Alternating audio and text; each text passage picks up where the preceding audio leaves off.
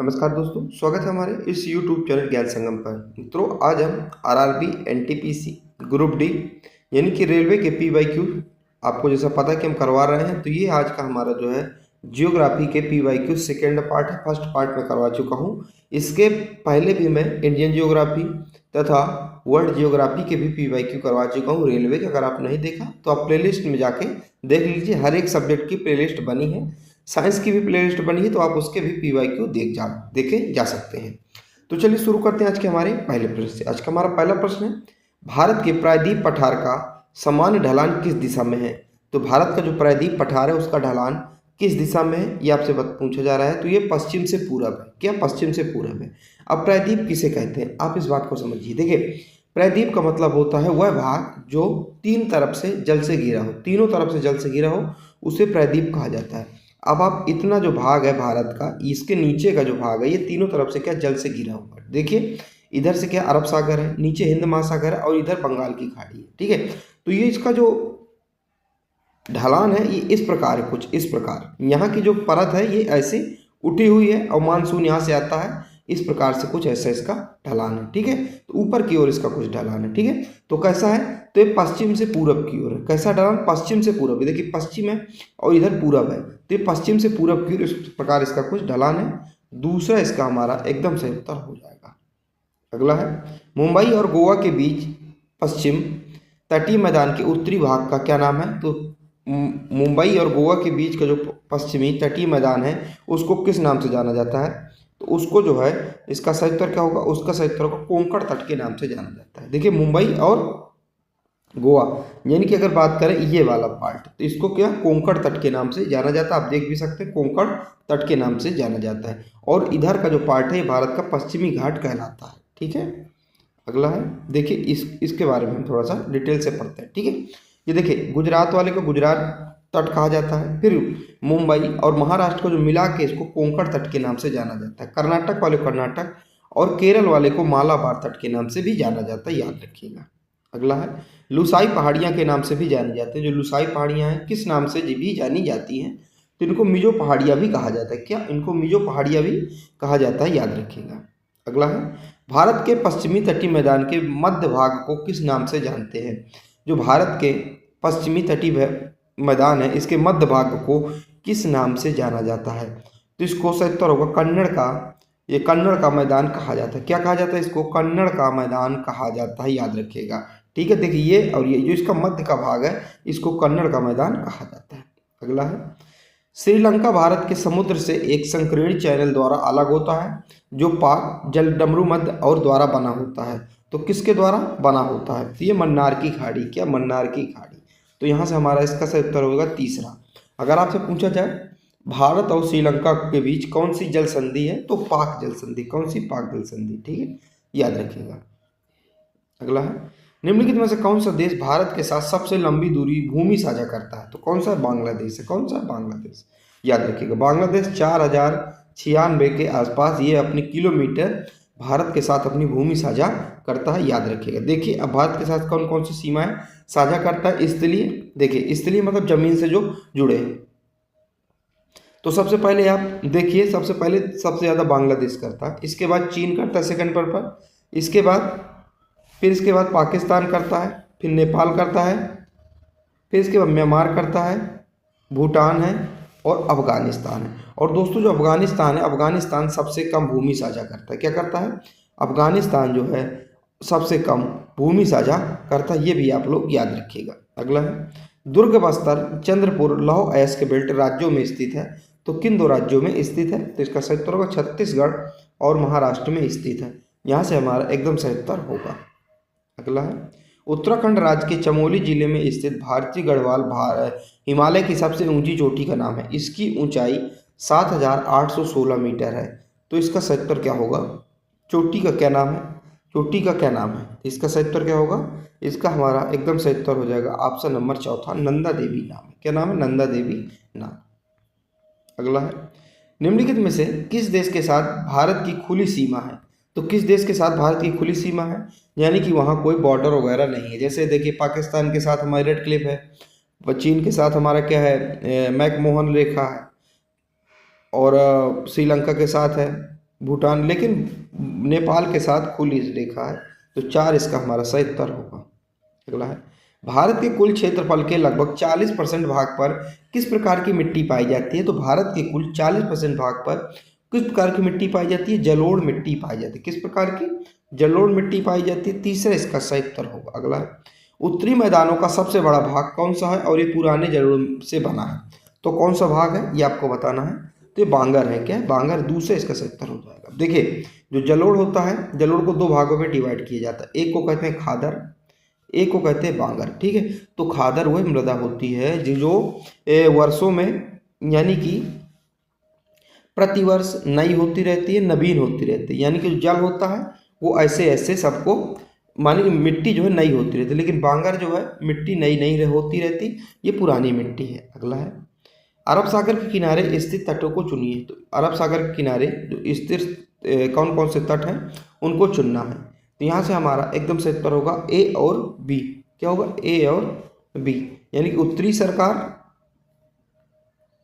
नहीं, यहाँ से थोड़ा सा मिस्टेक है, यहाँ से होगा बी और सी, यानी कि मालाबार और कोंकण। ये उत्तरी सरकार है, इधर का है। ठीक है, ये पूरब साइड का है, और कोरोमंडल भी इधर का ही है। ठीक है, तो क्या होगा? यहाँ से बी और सी इसके सही उत्तर हो जाएगा। देखिए, अब देखिए, जो मालाबार तट है ये इधर है ना, जो केरल, इसको मालाबार तट कहा जाता है। और जो कोंकण तट है तो गुजरात, अभी मैंने आपको बताया, गुजरात नहीं, गोवा और महाराष्ट्र का जो संयुक्त पार्ट है इसको क्या कहा जाता है?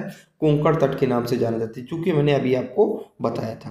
अगला है, निम्नलिखित में से कौन सी गैसें कोयला खानों और दलदली स्थानों पर पाई जाती हैं? तो कौन सी गैसें कोयला खानों और दलदली स्थानों पर पाई जाती है? तो मीथेन पाई जाती है। कौन सी? मीथेन पाई जाती है, याद रखिएगा।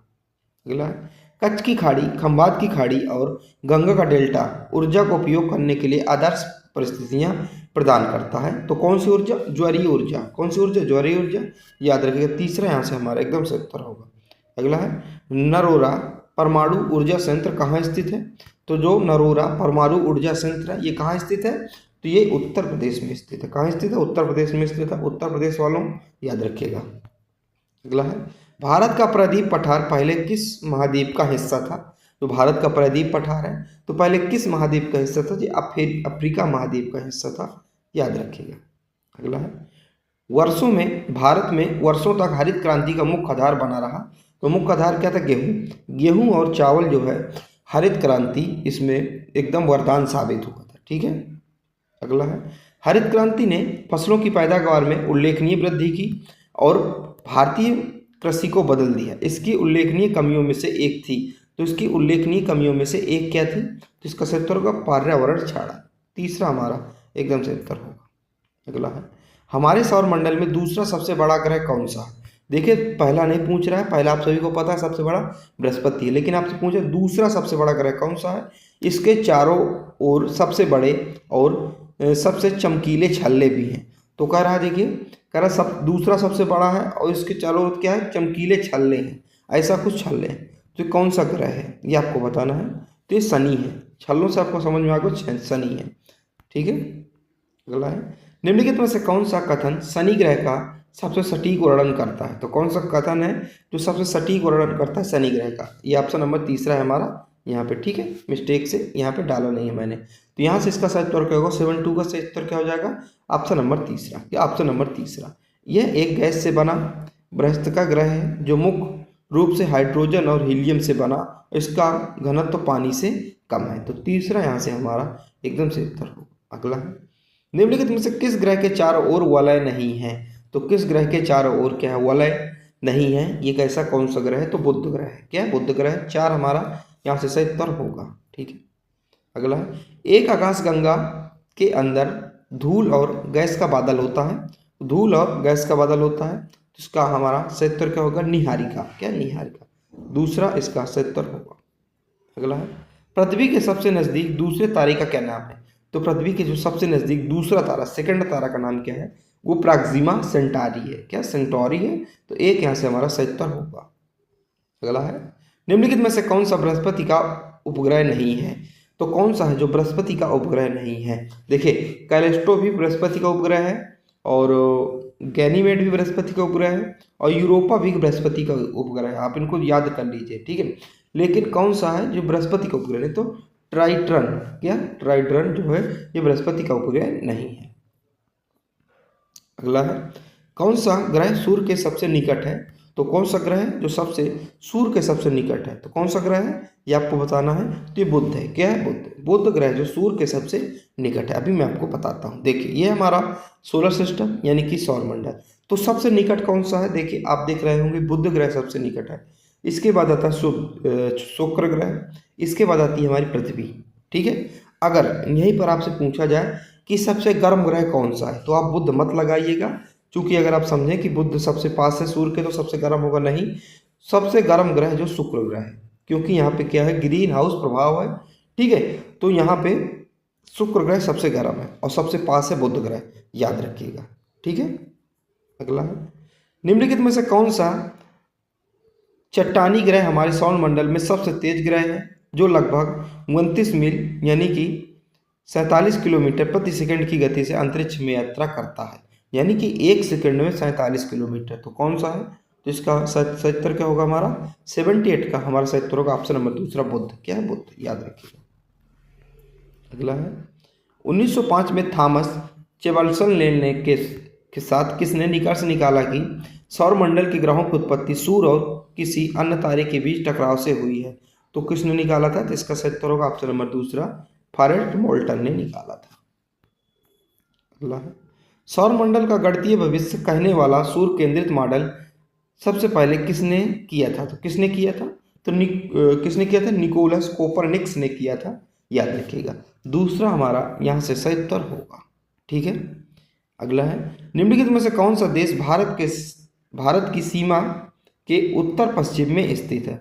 तो भारत की उत्तर पश्चिम में कौन सा स्थित? देखिए जैसे हमारे भारत है, ठीक है, ये आपसे उत्तर पश्चिम में स्थित है। ऊपर ये उत्तर होता है, नीचे दक्षिण होता है, ये पूरब होता है, ये पश्चिम होता है। ठीक है। और ये वाली जो दिशा है इसी को कहा जाएंगे उत्तर है, ये पश्चिम है, तो उत्तर पश्चिम इसको कहा जाएंगे। ठीक है। तो उत्तर पश्चिम में कौन स्थित है? तो आप सभी को अफगानिस्तान और पाकिस्तान स्थित है। दूसरा इसका सही उत्तर होगा। मैं भी आपको मैप के माध्यम से समझाता हूँ।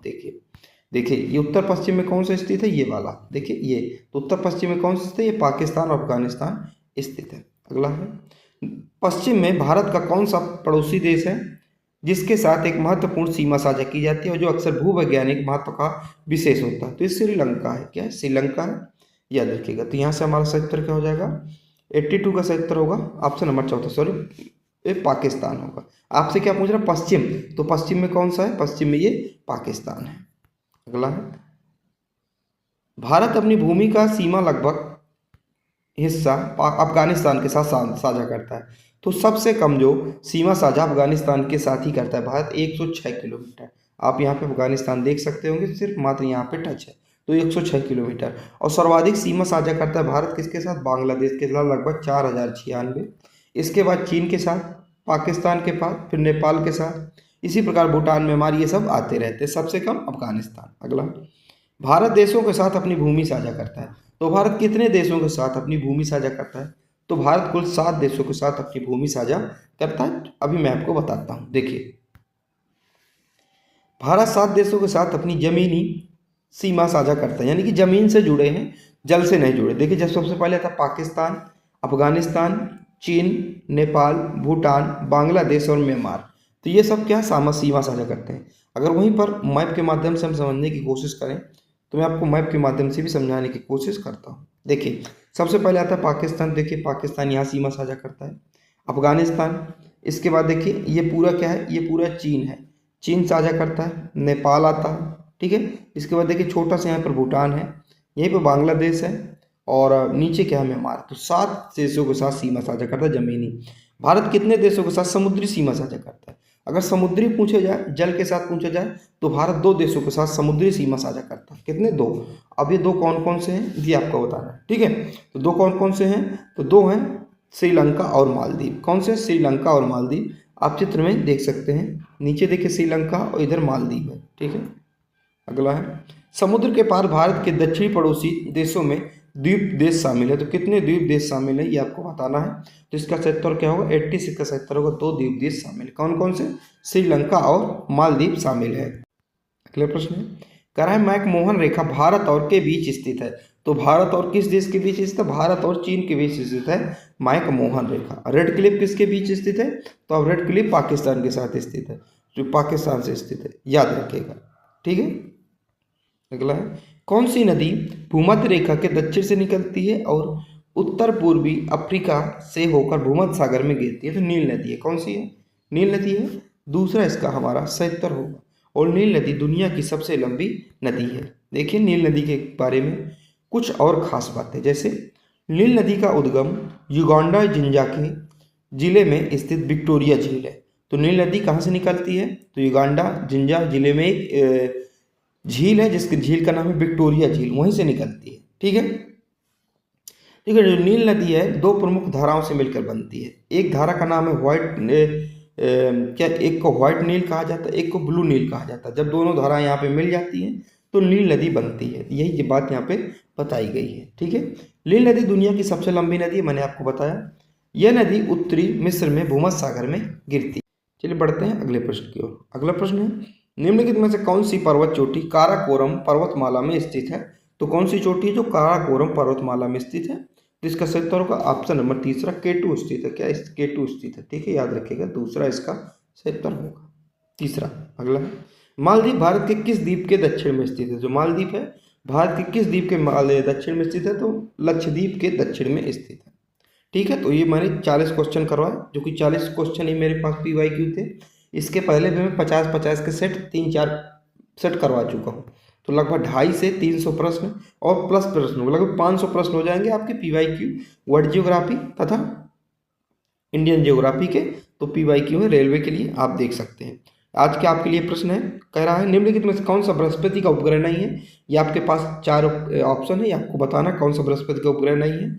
और यहाँ पे अगला प्रश्न है आपके लिए, कह रहा है निम्नलिखित में से कौन सा देश भारत के साथ अपनी सबसे लंबी भूमि सीमा साझा करता है? ये आपको यहाँ पर बताना है, तथा आप कमेंट में किलोमीटर भी बता दीजिएगा, और सबसे कम कौन सा साझा करता है ये भी आपको बता देना है। तो अच्छी लगे लाइक कीजिए, सब्सक्राइब कीजिए। जय हिंद, जय भारत।